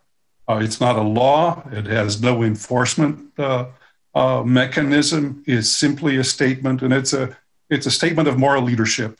And if you're able to do that, I just commend you highly for the courage to do that and to show, to reveal really what the Newfane I know to be a town of tremendous love and respect for human rights. I appreciate your giving me this little bit of a platform. I didn't really expect to be able to use a platform here. I wanted to just listen in because I do respect you all so very much. Thanks for giving me a voice for a moment. Well, thank you, Rob. And you have been an incredible asset to the town. And you are very highly respected. And we feel very blessed that you are here tonight. And thank you for your wisdom. Mike, you want to call on? No, go ahead. Okay. Kim Friedman, please. Hi, Marion. Thank you for the opportunity to say a couple words, and I'll try to be brief. I think that we're missing the point by thinking that writing such a statement, which I fully support and indicated so in the email that I sent to the select board, is just about standing up for our brown and black neighbors. This is about lifting everybody up. As you probably know, JFK famously said, "A rising tide lifts all boats." And such a statement is about raising that tide by decrying the violence of systemic racism. And by making such a statement, we are all uplifted, including all of the white residents of Newfane and its villages. So this isn't just about standing up for a few people. This is about making a statement as a community about our unwillingness to tolerate the ways that the violence of systemic racism shows up in our communities. And it's that responsibility starts with each of us as an individual, and then I believe it moves to institutions, starting at the municipal level and working its way up. So, Mike, I really do feel that it does fall within the purview of the select board to make such a statement. As Dan pointed out, this is not about establishing laws or regulations. It's having the courage to make a statement that says that we not only stand with our neighbors of color, including our Indigenous neighbors, but we recognize the impact of the violence of systemic racism on us as white residents as well. So thank you very much for your time, and I fully support Rob and Ken's comments. Thank you, Kim, for coming tonight and sharing your thoughts. Next, Erica. Where is Erica? Is Erica Walsh here? Yeah. I am here. I'm on audio only. Oh, no, we can't look at you? No. So I already, you've kindly read into the record the statement that I sent, which I want to clarify. My objection is to the specific language of this letter that Dan sent and others signed, which says that Dan is asking the select board to adopt the statement that says any citizen who is the target of public ideological attacks that instill fear or intimidation will receive all possible support within the town's capacity to repair the damage caused. That is what I take issue with. I have no issue with the town of Newfane making a statement that the select board condemns racism or condemns graffiti or anything of the sort. But by saying that the select board is going to be able to calm people's feelings, address people's feelings, and understand the motivation behind anyone's speech, including freely protected political speech, is not something that the select board, in my opinion, is capable of doing or should be doing.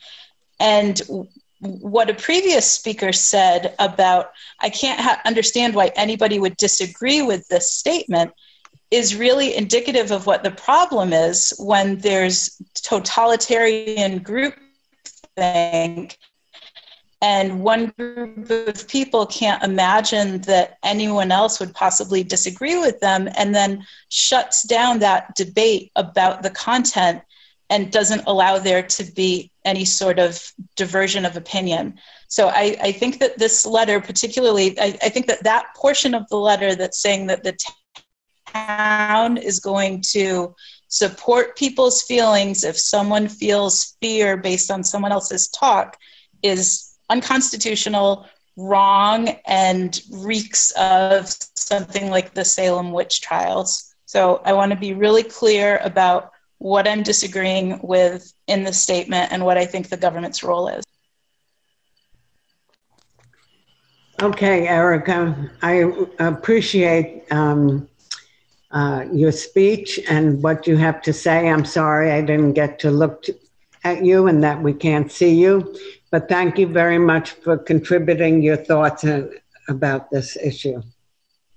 Okay, Patty Johnson. Is Patty here? I am here, but I have nothing to say that we are one humanity. We are one race. We are the human race. And Newfane needs to address that and say we're all equal. Other than that, I'm sorry you called on me. Okay, thanks, Patty. Thank you for being here.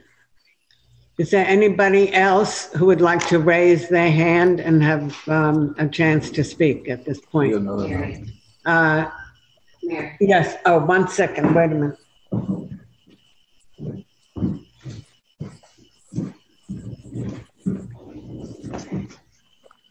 Witchy?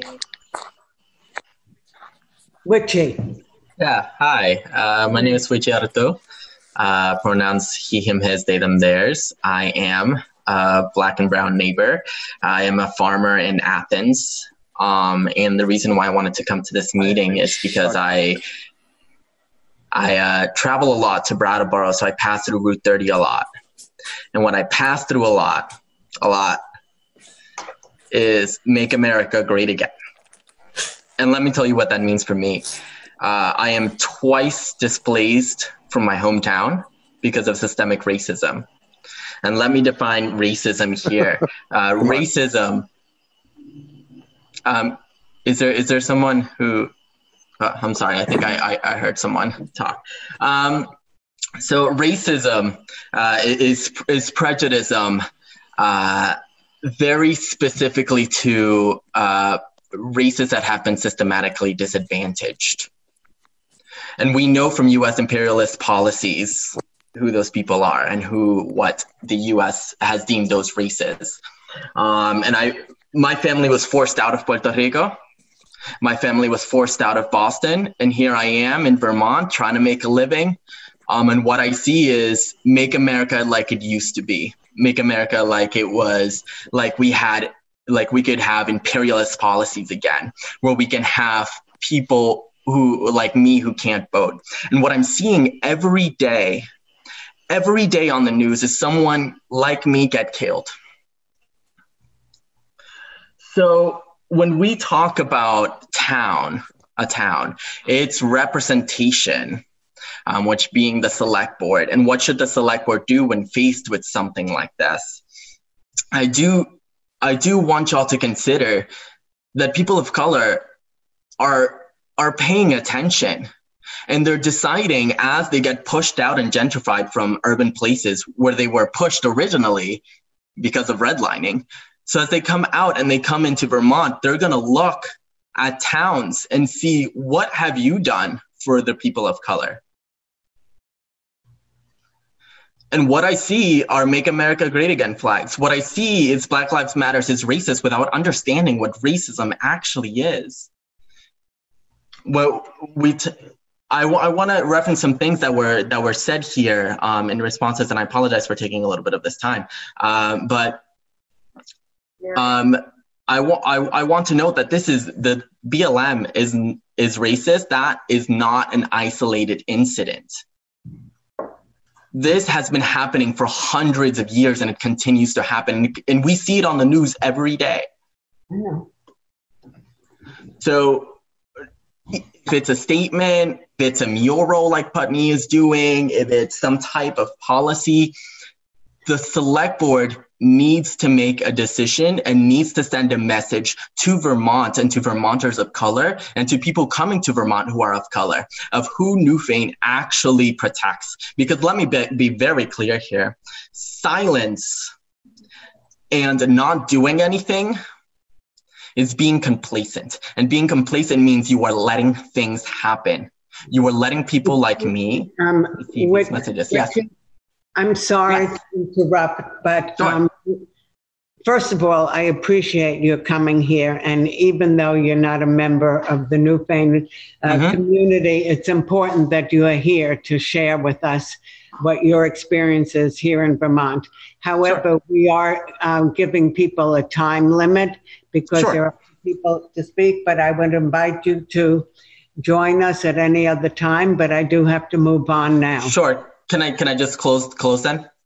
Yeah, quickly. Just close my point. Sure, no problem. So I do ask that the Newfane Select Board does something, whether it's a statement or a mural or something, to make sure that your message is heard for people of color. Thank you so much. Thank you. The next person, who is it? Juliet. Hi. Juliet. Hi. Hi. I was just going to chime in and say that if Witchy wants my time. We can't hear you. Really? That's mysterious. Juliet, we cannot hear you. I can hear her. Oh, Marian, I can hear her. It looks like it's working on my side. Yeah, That's rather inexplicable. It is working for Patty. I see a thumbs up. No, we can hear you now. Oh, fantastic. I don't have a lot to say. I'm with West River Valley Mutual Aid, and I think that's really important for all of us to understand who is welcome in this town and make a very clear statement about that. I mean, and I want to articulate something that hasn't been said so far, which is just very specifically, Newfane is the only town that was hit by this spree of vandalism that hasn't made a statement. And as a Newfane resident with kids in the schools here, I find that personally to be kind of humiliating. I know that we can do better than that. I know that we aren't not as good as Putney, Jamaica, Brattleboro, and Dover.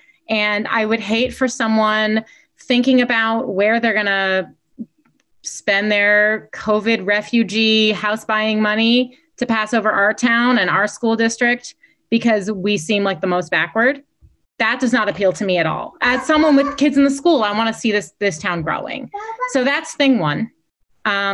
I know that we can do better than this. And thing two is Henry's here too. He just left, and we would both like to say that if Witchy has more to say, he could have the rest of our time. So, thank you, Juliet. I appreciate that, Juliet, but I think I got my message across. Thank you.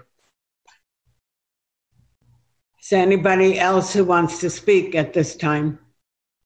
Raise your hand. Okay. Dan? Dan? He's mute. Dan, you're muted. Am I bad? I would just like to address a couple of points. If we're talking about Dan, yes. Excuse me, I just have to ask you to stay in the time limit now. Yes, absolutely. I'll be quick. If we talk about freedom of speech, this has nothing, everyone, you could write BLM is racist and you could put it on your car and you could drive your car around and people would see you in your car and your message, and that's your constitutional right. And when you take that and you put it on the highway, you know, leaving aside the fact that you're vandalizing the highway, when you put that on public property and it's in front of someone's house, that's an anonymous leaving of a message to someone else, to another neighborhood, to other people. That's not talking about freedom of speech, that's freedom of hidden speech. And if you cross out Black lives and you write Trump is racist, unfortunately, under the Constitution, Trump is a public person, so he has to endure the slings and arrows of our smart remarks. That's not the case with individual private citizens. So if we live in a house and someone writes Black lives don't matter, or Black lives matter is racist, I don't care if it's a Black person's house or it's my house. That's an offense to me and everything I believe in as a citizen. So it's not about free speech. We can have all the free speech we want. If someone wrote, if there are Trump supporters in our town, and if someone wrote Trump supporters are racist on the highway in front of their house, that would be an equal affront to the individual people in the town. People have a right to their opinions. I can disagree strongly with their opinions and even abhor their opinions, but they absolutely have a right to that. We don't have a right to attack people on public property for those opinions. And especially the people who have borne the brunt of our, for lack of a better word, because there's not really a better one to come up with, terrorism for the last 400 years. These are not the people that we need to be worried about somehow.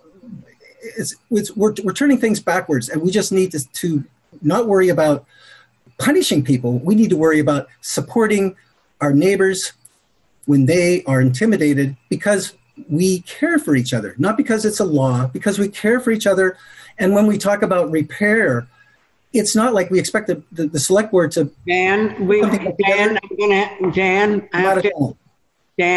yeah, I just have to interrupt. 1 more minute, please. Oh, I was going to say, so it's not about the select board, repairing something, putting something back together. It's about the select board reaching out and saying, what could the select board possibly do? They could reach out to a local restorative justice organization and maybe put two people together and have a conversation to find out why they had these feelings that were antagonistic to each other. There are lots of possibilities out there. We aren't asking the select board to wave a magic wand. We're asking the select board to consider the possibilities that already exist in this community and are available for the community to take advantage of. Thanks. Thank you very much, Dan. Aaron, did you have your hand raised? No? Okay. Marion? Sydney.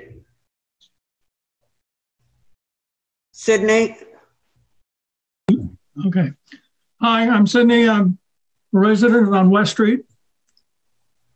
And I have two concerns. One is, before I get into the specific of the concerns, I'm trying to look at what the role of a select board is and what it's not. To me, a select board is an administrative body for the benefit of the town. And it's not an enforcement agency. It's not a church. It's not a social agency. I see absolutely nothing wrong with all of the people in Newfane communicating loudly what they feel, how they feel about prejudice, bigotry, hatred, etc. I don't see anything wrong with that. I think it's a magnificent series of objectives and goals. But the second thing I discovered is that there's kind people in this world and there's cruel people. There's smart people and there's some really dumb ones. And I can't make the dumb ones smarter. I can't make the bigoted people kind. I don't have the ability to do that. And I don't know if anybody who's on this screen has it. We can, as a board of selectmen, we have an agency that can form committees that can create a great deal of power without encumbering the town with liability or responsibilities or force actions that could cause problems for them. I detest somebody putting any kind of a sign up that's hateful. But I don't think that is the role of the Board of Selectmen. I think that it is the role of the community of Newfane to take on this. I have many friends in this community that are one minority after another, whether it's religious or sexual or whatever it is. And all of them report to me that this is one of the most inclusive communities they've ever lived in. But they don't have a banner coming into town that tells anybody that. I acknowledge that. I think that what the purpose is to put a whole bunch of people in this room tonight to communicate how they feel and how strongly they feel about the disgusting indications of prejudice and bigotry. There's nothing wrong with that. There's a very noble purpose. But I am absolutely opposed to putting a role like this directly on the Board of Selectmen. It is an administrative body. It is not a social agency. It is not a church. We do not ask a member on the Board of Selectmen what religion they are, what political party they belong to, or how they feel about any issue, including race. We don't ask them that, and we deliberately don't ask them that. Thank you. Okay, thank you, Sydney, for sharing your thoughts. Anybody else? Marion, I just have a question. May I ask that, you mind if I ask a quick question?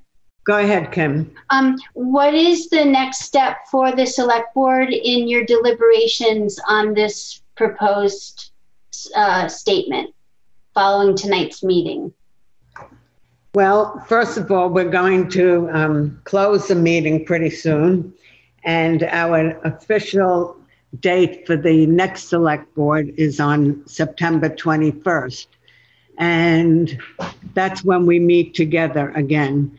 And I have to remind everybody that none of us, no member of this 5-unit board has any authority to do anything or make any decision unless we are all together. So we can go home and ponder, and we can talk to our neighbors, and we can share, but we have rules and regulations about when each member of the select board can get together and share, and that is only when it's a full board together. So that's the only thing I can tell you now, Kim, is that we're not going to dismiss this. Officially, we have 2 weeks until we meet again. We will, I'm sure, put it on the agenda to review what everybody said tonight and move forward in whatever direction then.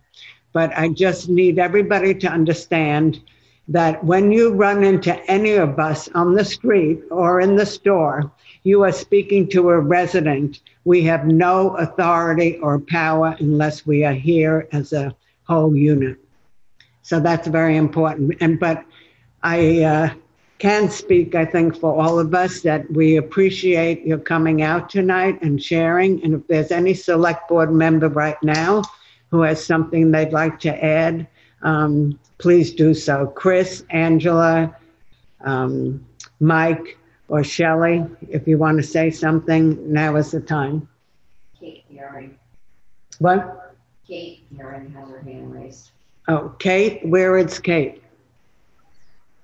Hi, I'm Kate. Thank you. Unless there's another Kate here. I'm not a select board member, though. I just wanted to add my voice in encouragement of this to the select board to make a statement as community leaders, not as legislators, not as law enforcers, but responding to something that did happen in the community. It's not making a statement in a void or determining other values, but something happened, and it's a strong and diverse, super diverse community, not just in terms of race and background, but in terms of political viewpoints, all manner of difference. And I think that seeing the select board make a statement in support of community and everybody who's a member of the community would be strong, would be a statement to each other, even more importantly than everybody else. And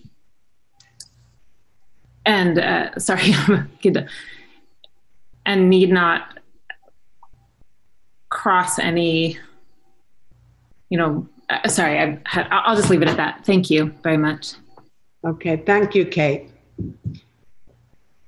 Well, I think that our time is complete with having this conversation for this evening. And we thank everybody for coming out and doing Zoom. You know probably that we'd rather meet in person, but we are following the COVID-19 guidelines. And so it would have been impossible to have everybody here in person tonight because we don't have the space for social distancing. And that's why we are on Zoom. And I, for one, am totally ignorant with computer issues. So I apologize for my point when I don't even know how to mute or unmute myself. But you did great, Marion. Thank you for being patient with all of us. And that's it. We are now moving on to pay orders, and good night and be well and take good care of yourselves.